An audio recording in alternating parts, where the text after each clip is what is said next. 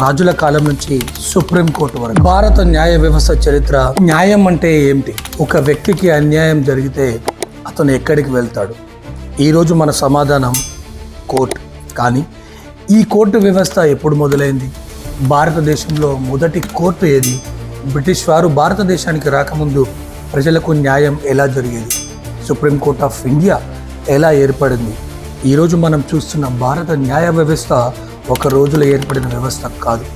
వేల సంవత్సరాల న్యాయ పరంపర, శతాబ్దాల పరిణామం, చివరకు రాజ్యాంగం ఇచ్చిన స్వతంత్ర న్యాయ వ్యవస్థ. ఇదే ఈరోజు మన కథ, భారత న్యాయ వ్యవస్థ చరిత్ర. అందరికీ నమస్తే, నేను మీ తేజశ్రీ దుగ్గ్యాల అడ్వకేట్. ముందుగా ప్రాచీన భారతదేశంలో న్యాయం ఎలా ఉండేదో తెలుసుకుందాం. చాప్టర్ 1. భారతదేశంలో న్యాయం అనే భావన ఆధునిక కోర్టులతో ప్రారంభం కాలేదు. ప్రాచీన భారతదేశంలో ధర్మం అనే భావనకు ఎంతో ప్రాధాన్యత ఉండేది. ధర్మం అంటే కేవలం మతపరమైన భావన మాత్రమే కాదు. సమాజంలో వ్యక్తి ఎలా ప్రవర్తించాలి, పాలకుడు తన బాధ్యతలను ఎలా నిర్వర్తించాలి, వివాదాలను ఎలా పరిష్కరించాలి, సమాజంలో క్రమాన్ని ఎలా కొనసాగించాలి, ఇలాంటి అంశాలకు కూడా ధర్మం ఒక ముఖ్యమైన ఆధారంగా ఉండేది. రాజు కేవలం పాలకుడు మాత్రమే కాదు, ప్రజలకు న్యాయం అందించాల్సిన బాధ్యత కూడా రాజుపైనే ఉండేది. రాజ్యసభల్లో వివాదాలు విచారించబడేవి. అదే సమయంలో గ్రామ స్థాయిలో గ్రామ సభలు, పంచాయతీలు వంటి స్థానిక సంస్థలు కూడా తమ పరిధిలో వివాదాలను పరిష్కరించేవి.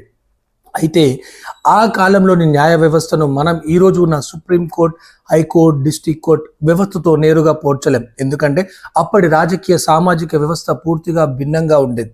కానీ ఒక విషయం మాత్రం స్పష్టంగా కనిపిస్తుంది: వివాదాలను పరిష్కరించడానికి, తప్పు చేసిన వారిని శిక్ష విధించడానికి, సమాజంలో క్రమాన్ని కొనసాగించడానికి నియమాలు అవసరమనే భావన చాలా ప్రాచీనమైనది. చాప్టర్ 2. ధర్మశాస్త్రాలు మరియు అర్థశాస్త్రం. ప్రాచీన భారతదేశ న్యాయ ఆలోచనలను అర్థం చేసుకోవడానికి ధర్మశాస్త్రాలు, స్మృతులు మరియు కౌటిల్య అర్థశాస్త్రం వంటి గ్రంథాలు ముఖ్యమైన ఆధారాలు. ఈ గ్రంథాల్లో నేరాలు, శిక్షలు, ఆస్తి వివాదాలు, పాలన, రాజధర్మం వంటి అనేక అంశాలపై చర్చ మనకి కనిపిస్తుంది. అంటే న్యాయం అనేది కేవలం ఒక వ్యక్తిని శిక్షించడం మాత్రమే కాదు, సమాజంలో క్రమాన్ని, పాలనలో బాధ్యతను మరియు ప్రజల మధ్య సంబంధాలను కొనసాగించే ఒక వ్యవస్థగా కూడా న్యాయాన్ని చూశారు. ఇక్కడి నుంచి మన కథ మధ్యయుగ భారతదేశానికి చేరుతుంది. చాప్టర్ 3. మధ్యయుగ భారతదేశం. కాలం మారింది, రాజ్యాలు మారాయి, భారతదేశంలోని న్యాయ పద్ధతులు కూడా మారాయి. సుల్తాన్ల కాలంలో, తరువాత మొఘల్ కాలంలో రాజు లేదా చక్రవర్తి అత్యున్నత న్యాయాధికారిగా ఉండేవాడు. న్యాయ వ్యవహారాల్లో క్వాజీ వంటి అధికారులు ముఖ్యమైన పాత్ర పోషించారు. ఇస్లామిక్ న్యాయ పద్ధతులు, రాజాజ్ఞలు మరియు స్థానిక ఆచారాలు వివిధ ప్రాంతాల్లో న్యాయ పరిపాలనను ప్రభావితం చేశాయి. అదే సమయంలో గ్రామీణ ప్రాంతాల్లో స్థానిక పంచాయతీలు కూడా తమ స్థాయిలో వివాదాలను పరిష్కరించేవి. అంటే భారతదేశంలో న్యాయ వ్యవస్థ ఒకే రూపంలో లేదు. ప్రాంతాన్ని బట్టి, కాలాన్ని బట్టి, పాలకులను బట్టి న్యాయ పద్ధతులు మారుతూ వచ్చాయి. కానీ ఇప్పుడు భారత న్యాయ వ్యవస్థలో ఒక మార్పు రాబోతుంది. ఆ మార్పు కారణం బ్రిటిష్ పాలన. చాప్టర్ 4. బ్రిటిష్ పాలన మరియు ఆధునిక కోర్టుల పునాది. ఈస్ట్ ఇండియా కంపెనీ భారతదేశంలో తన అధికారాన్ని మరియు పరిపాలనను విస్తరించడంలో న్యాయ పరిపాలనలో కూడా బ్రిటిష్ విధానాల ప్రభావం పెరిగింది. 1726లో వచ్చిన చార్టర్ ద్వారా మద్రాస్, బాంబే, కలకత్తా వంటి ప్రెసిడెన్సీ టౌన్స్లో మేయర్స్ కోర్ట్ ఏర్పడడానికి మార్గం ఏర్పడింది. ఇది భారతదేశంలో బ్రిటిష్ ఆధారిత న్యాయ వ్యవస్థ అభివృద్ధిలో ఒక ముఖ్యమైన దశ. 3 ప్రధాన నగరాలు కలకత్తా, మద్రాస్, బాంబే న్యాయ పరిపాలనలో ప్రత్యేక ప్రాధాన్యత పొందాయి. కానీ ఇది ఇంకా భారతదేశం మొత్తం కోసం ఒకే రకమైన న్యాయ వ్యవస్థ కాదు.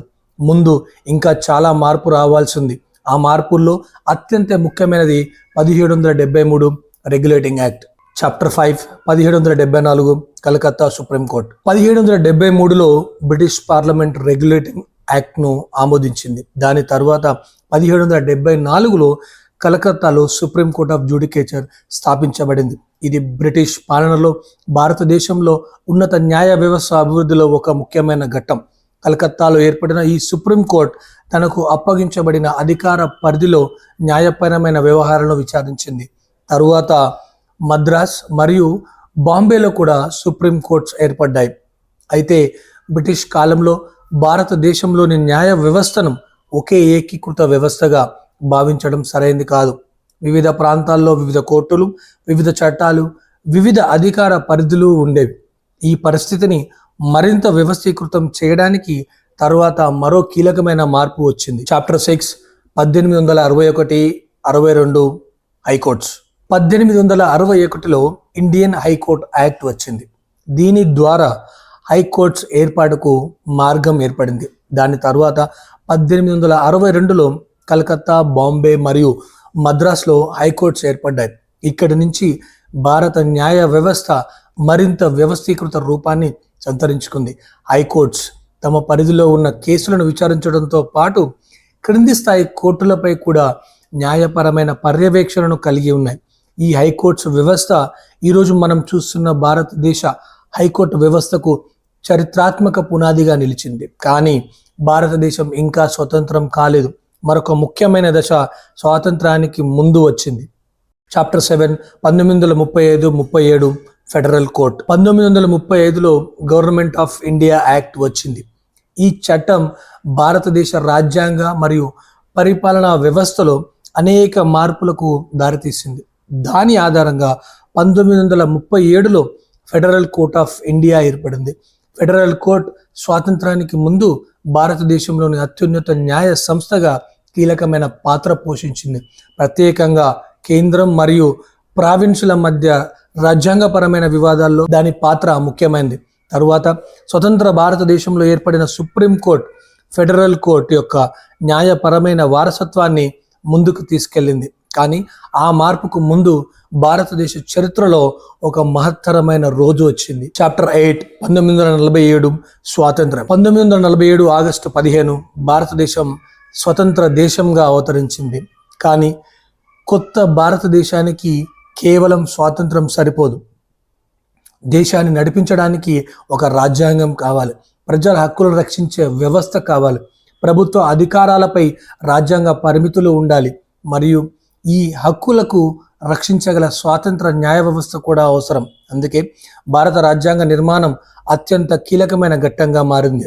కాన్స్టిట్యూయెంట్ అసెంబ్లీ భారతదేశ భవిష్యత్తుకు ఒక న్యాయ మరియు ప్రజాస్వామ్య వ్యవస్థకు పునాది వేసింది. చాప్టర్ 9 26 జనవరి 1950 రాజ్యాంగం అమల్లోకి.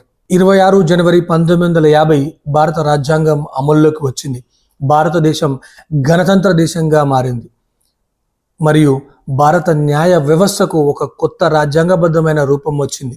రాజ్యాంగంలోని ఆర్టికల్ 124లో there shall be a supreme court of India అని పేర్కొనబడింది. అంటే భారతదేశానికి ఒక రాజ్యాంగబద్ధమైన అత్యున్నత న్యాయస్థానం ఉండాలని రాజ్యాంగం స్పష్టంగా నిర్దేశించింది. ఇది కేవలం మరో కోర్టు ఏర్పాటు కాదు, ఇది రాజ్యాంగ పరిరక్షణకు ఒక సంస్థాగత హామీ. Chapter 10 28 January 1950 supreme court of India. ఇక్కడ ఒక ఆసక్తికరమైన విషయం ఉంది. భారత రాజ్యాంగం 26 జనవరి 1950 అమల్లోకి వచ్చింది. అదే సమయంలో సుప్రీం కోర్టు రాజ్యాంగబద్ధమైన సంస్థగా ఉనికిలోకి వచ్చింది. కానీ దాని అధికారిక ప్రారంభోత్సవం 28 జనవరి 1950లో జరిగింది. స్థలం పాత పార్లమెంట్ హౌస్లోని ఛాంబర్ ఆఫ్ ప్రిన్సెస్. అక్కడే భారతదేశపు మొదటి chief justice of India justice Harilal J Kania supreme court ప్రారంభ ప్రయాణానికి నాయకత్వం వహించారు. అలా స్వతంత్ర భారతదేశ రాజ్యాంగ న్యాయ వ్యవస్థకు ఒక కొత్త అధ్యాయం ప్రారంభమైంది. చాప్టర్ 11 ఈరోజు భారత న్యాయ వ్యవస్థ. మరి ఈరోజు భారత న్యాయ వ్యవస్థ ఎలా ఉంది? భారత రాజ్యాంగం ఒక సమగ్ర న్యాయ వ్యవస్థను ఏర్పాటు చేసింది. పై స్థాయిలో సుప్రీం కోర్ట్ ఆఫ్ ఇండియా, దాని కింద హైకోర్ట్స్, ఆ తరువాత డిస్ట్రిక్ట్ కోర్ట్స్ మరియు సబార్డినేట్ కోర్ట్స్. వీటికి అదనంగా కొన్ని ప్రాంతాల్లో స్థానిక స్థాయిలో వివాదాలను పరిష్కరించడానికి గ్రామ న్యాయాలయాలు వంటి వ్యవస్థలు కూడా చాలా ఉన్నాయి. అంటే ఒక సాధారణ పౌరుడి స్థానిక వివాదం నుంచి దేశ రాజ్యాంగానికి సంబంధించిన అత్యంత ముఖ్యమైన ప్రశ్నల వరకు వివిధ స్థాయిల్లో న్యాయ వ్యవస్థ పనిచేస్తుంది. చాప్టర్ 12 కోర్టుల అసలు శక్తి ఏమిటి? కోర్టు అంటే కేవలం కేసులు పరిష్కరించే స్థలం కాదు, భారత రాజ్యాంగం ఇచ్చిన ఫండమెంటల్ రైట్స్ను రక్షించడం కూడా న్యాయ వ్యవస్థ యొక్క కీలక బాధ్యత. ఉదాహరణకు ఆర్టికల్ 32 ద్వారా ఫండమెంటల్ రైట్స్ను అమలు కోసం సుప్రీంకోర్టును ఆశ్రయించవచ్చు. అలాగే ఆర్టికల్ 226 కింద హైకోర్ట్స్కు వ్రిట్స్ జ్యూరిస్డిక్షన్ ఉంది. అందుకే భారతదేశంలో జ్యుడిషియరీని ప్రజాస్వామ్యానికి ఒక ముఖ్యమైన రక్షణ వ్యవస్థగా చూస్తాం. ఎందుకంటే ప్రభుత్వమైన, సంస్థ అయినా, వ్యక్తి అయినా చట్టం మరియు రాజ్యాంగానికి లోబడి ఉండాలి. అదే రూల్ ఆఫ్ లా. రాజుల కాలంలోని ధర్మం నుంచి బ్రిటిష్ కాలంలోని కోర్టుల వరకు, హైకోర్ట్స్ నుంచి ఫెడరల్ కోర్టు వరకు, అక్కడి నుంచి రాజ్యాంగబద్ధమైన భారత న్యాయ వ్యవస్థ వరకు ఈ ప్రయాణం కేవలం కోర్టుల చరిత్ర కాదు. ఇది భారతదేశంలో న్యాయం ఎలా పరిణామం చెందిందో చెప్పే చరిత్ర. ఈరోజు ఒక సాధారణ పౌరుడికి కూడా తన హక్కుల కోసం కోర్టును ఆశ్రయించే అవకాశం ఉంది. తన హక్కులు ఉల్లంఘించబడితే రాజ్యాంగం ఇచ్చిన మార్గాలను ఉపయోగించుకొని అవకాశం ఉంది. అదే భారత రాజ్యాంగం ఇచ్చిన గొప్ప శక్తుల్లో ఒకటి. న్యాయం ఆలస్యం అవ్వచ్చు, కానీ న్యాయం కోసం పోరాడే హక్కు ప్రతి పౌరుడికి ఉంది. ఈ వీడియో మీకు నచ్చినైతే లైక్ చేయండి, షేర్ చేయండి, నా ఛానల్ని సబ్స్క్రైబ్ చేయండి.